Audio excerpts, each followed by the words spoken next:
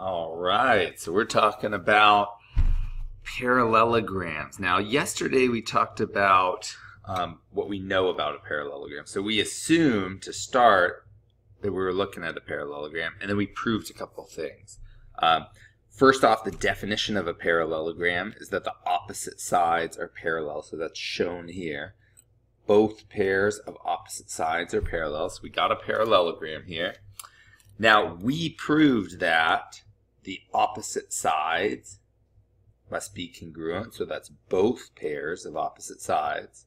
We also proved that both pairs of opposite angles must be congruent.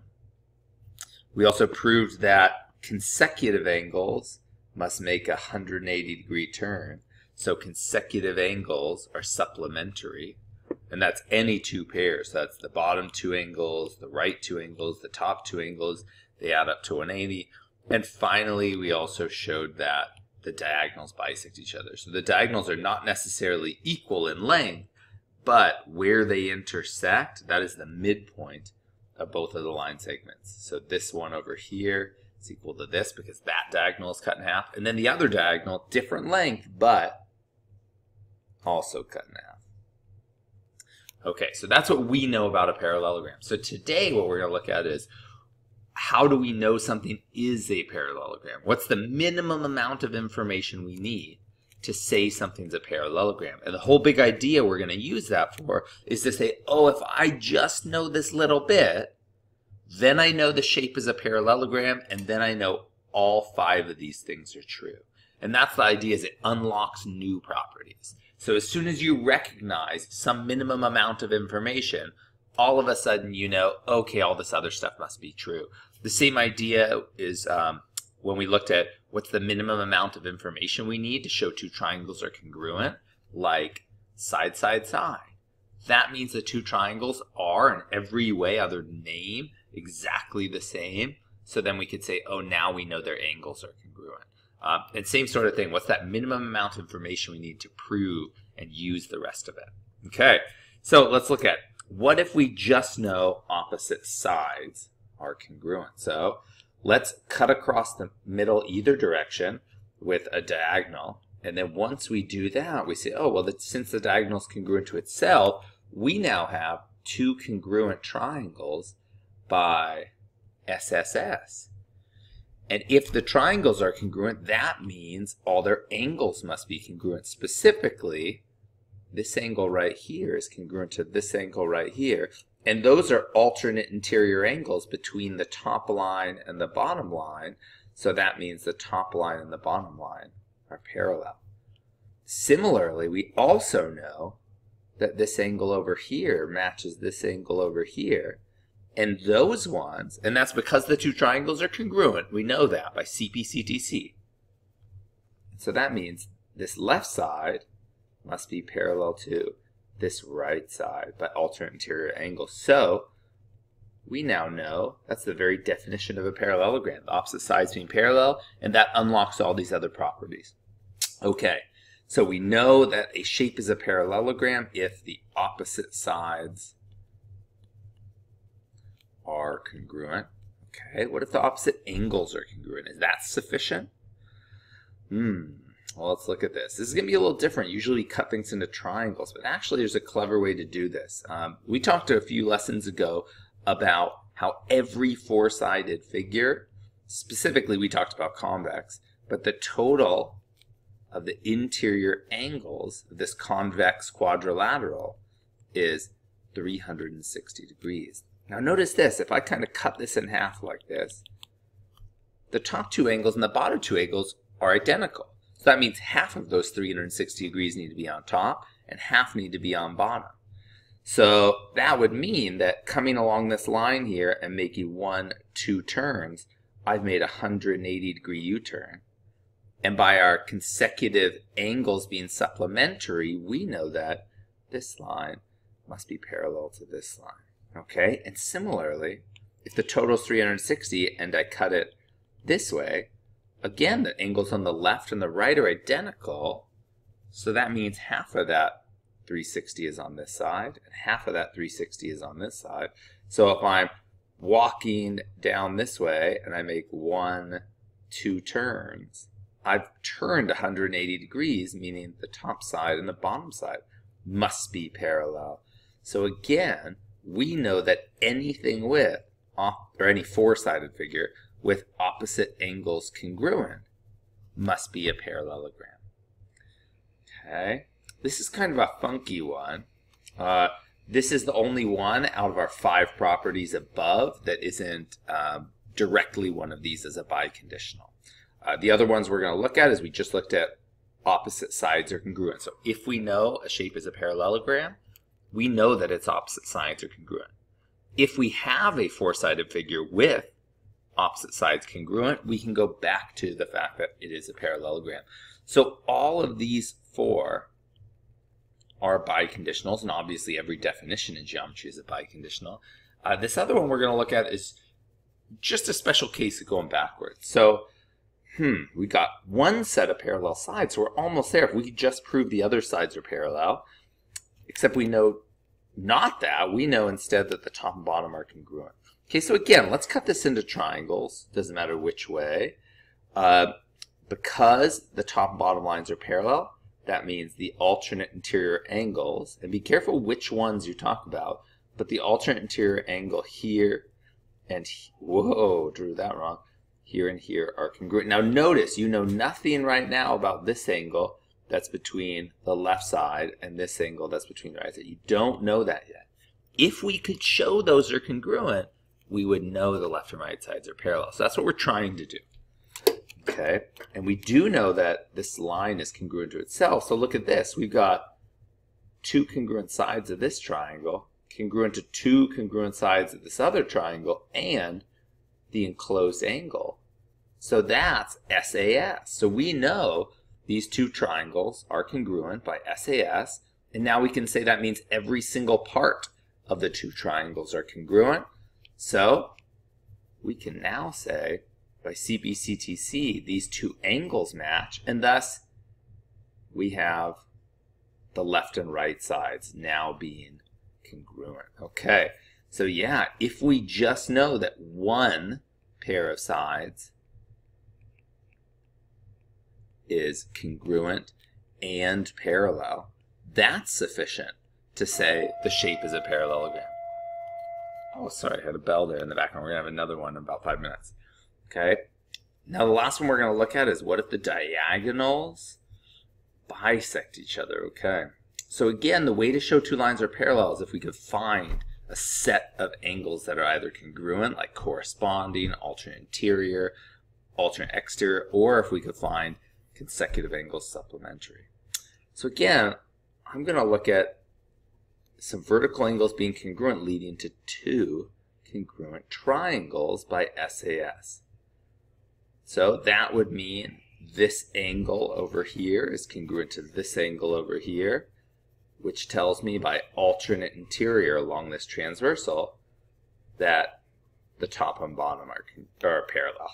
Okay, similarly in another color, I know these vertical angles are congruent, so by SAS the left and right triangles are congruent, and so I have all of their angles matching, which gives me along this transversal a pair of alternate interior angles that are congruent, showing me the left and right sides are parallel. Okay, so if the diagonals of a 4-sided figure bisect each other, that is also enough to say shape is a parallelogram. Okay, so just to summarize, what we've got is ways to prove a quadrilateral is a parallelogram. We have 5, and I'm actually going to label a 6th one in here that our book doesn't talk about, but we've got our definition. Every definition in geometry is bidirectional or biconditional. So we have if both pairs of sides are parallel, obviously it's a parallelogram. And then we additionally say if both pairs of opposite sides are congruent, like in the image, this must be a parallelogram, and then boom, it unlocks all the other properties. Now you know opposite angles congruent. Now you know diagonals bisect each other, so on. Okay. If opposite angles are congruent, if diagonals bisect each other, again, those are those original properties we talked about in our last lesson Those are biconditionals. The one I'm going to add is actually that last one we had. We had that if a shape is a parallelogram, then consecutive angles are supplementary. And I'm going to add that. If the 4 pairs of consecutive angles are supplementary, that's sufficient to show that a shape is a parallelogram. And actually, even in parentheses, really, just 2 adjacent pairs is sufficient. Adjacent pairs.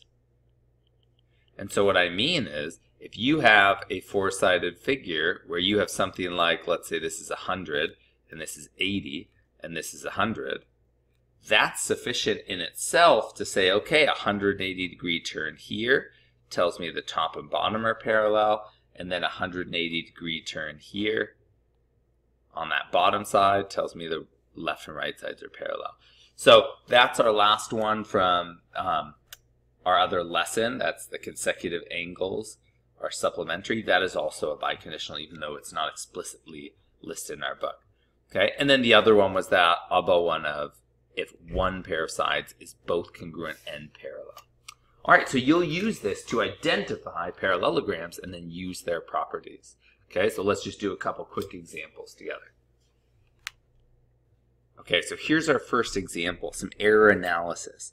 A student says 2 pairs of sides are congruent, so this must be a parallelogram. Now that's part of our reasoning. However, looking at this, it doesn't look like this top side and this bottom side are parallel. Looking up here, it's actually that both pairs of opposite sides are congruent. So if these two were switched, where this was a 5 and this was a 7, this would be a parallelogram. But as is, this is actually a kite, and we'll talk about this. It needs to be both pairs of opposite sides congruent. That's opposite. Okay, we'll do another one. Okay, so here we've got a couple, and it's just asking us, how do we know these are parallelograms? So directly using our reasoning from above, in the first one, we notice that we've got both pairs of opposite angles, right? And again, it has to be both pairs of opposite angles congruent. Then we know this is a parallelogram. This other one, we've got both pairs of opposite sides congruent. That's sufficient. Now we know it's a parallelogram. And again, the way you would use that is you'd say, now I know all this other stuff. I know this side's parallel to this side. I can use that. I know this side's parallel to this side. I can use that. I know that opposite angles are congruent. I can use all of this additional information given only those 4 numbers in my image. Okay, and the last one here, 6, that we're going to do is, oh, I see that this diagonal is bisected and different lengths over here, but this one is also bisected. So if both diagonals bisect each other, that is sufficient. Okay, I'm going to do a quick IXL practice. Again, this is just going to be a yes or no. Do we have sufficient information? If you're feeling confident, go off and practice on your own. But again, what is the minimum amount of information we need to know something's a parallelogram so that we can use all of these properties that we know about parallelograms? Okay, so stick with me if you want to see a little more practice. Okay, so here we are on N4 in geometry on IXL. This is proving something's a parallelogram. So looking at this, can you show it's a quadrilateral? First of all, we don't know anything about those top angles, so right away, that's worrisome. But looking down at the bottom, these ones don't even add to 180. 130 plus 51 is actually 181. So we are not just unsure, we are 100% sure that the left side and the right side are not parallel, because they would absolutely, if and only if, they would form a 180-degree little U-turn there if they were parallel. So we know this is not a parallelogram. Okay, can we show this as a parallelogram? Well, let's see. We could look at a total of 360 degrees and subtract from 360 to find the missing angle. And if opposite angles are congruent, we know it's a parallelogram. Or we could use the fact that if we make a 180-degree turn, the left and right are parallel. And if we make a 180-degree turn, the top and bottom are parallel. So I'm going to see if 126 plus 54 is equal to 180. And sure enough, that's 180. So both of those end up being 180-degree turns. Yes, we can. Can we show that this is a parallelogram similar to earlier? 117 plus 64 is 181. Oh, exact same number. So no, that is definitely not a parallelogram. Okay, similar to earlier again, we've got hopefully a 180-degree turn, hopefully a 180-degree turn. So 112 plus 68 is, whoops, not 168, is 180. So yeah, those are two 180-degree turns. So this turn means those are parallel, and then this other turn means the bottom and top are parallel. Okay, so we know, and this is actually giving us extra information, giving us the fact that all of these are the same. This isn't just a parallelogram because one diagonal is bisected and the other is bisected, but actually the diagonals are the same length. And we're going to talk about that in our next lesson. That would mean this is actually held like, think of a slanted bookshelf. If we pull and pull and pull until the two diagonals are the same, that bookshelf is standing straight up and down. Now we know that's a rectangle. So this is actually a special parallelogram. Okay, can we show this is a parallelogram? I do see pairs of numbers to entice you, but no, 30 and 29 are not the same, and so diagonals are not bisected. Okay, so 83 and 83 are the same. 44 and 44 are the same. So yes, diagonals are bisected. We know this is a parallelogram.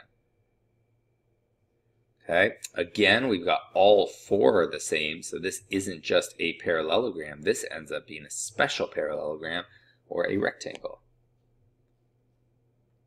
Okay, can we show that this is a parallelogram? Well, we know a pair of opposite angles are congruent, but we don't know anything about these two angles, right? One could be 100 degrees, the other could be 20 degrees. So we would need to know what the relationship of those two angles are, or we would have to know some numbers where we could calculate the missing angle. Can we show this is a parallelogram? We have one set of parallel sides, and these sides would need to be equal, right? If one pair of sides is both parallel and congruent, it's a parallelogram, but we have parallel and these are not congruent. And since we know every parallelogram has opposite sides congruent, this can't be a parallelogram. So no. Can you show that this is a parallelogram? Well, diagonals are bisected. The two diagonals are not equal to each other, but this one is cut in half and this one is cut in half, so yes. Okay, can we show this is a parallelogram? We've got parallel and congruent, yes. Can we show that it's a parallelogram? We only have one pair of opposite sides congruent. No, that's not sufficient. Last one here. Can you show that this is a parallelogram? This one is not bisected, although the other one is. But we need both diagonals are bisected, so no, we cannot. All right, hope you enjoyed that lesson. Go off and practice on your own.